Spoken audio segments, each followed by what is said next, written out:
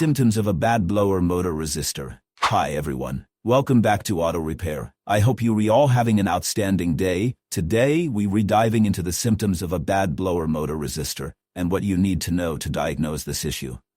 Common symptoms of a bad blower motor resistor. 1. Blower motor only works on the highest setting. This is the most common symptom of a faulty resistor. The blower may function only at its maximum speed, with no control over lower speeds.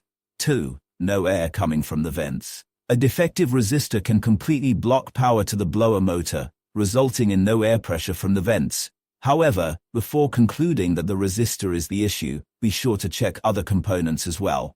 3. Blower motor stuck on one speed. If the motor operates at a single speed regardless of the setting, the resistor could be the cause.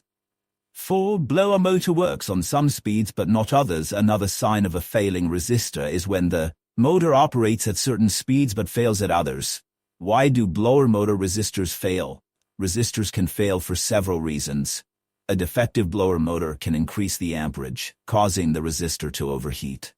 Corrosion may develop over time due to moisture in the air, leading to resistor failure. That's it for today. If you experience any of these symptoms, make sure to inspect the resistor and other related components to keep your car's HVAC system running smoothly. If this video added value to your car repair, hit the like button, subscribe, and share your thoughts about your problem in the comments section below. Thank you for watching. See you in the next video.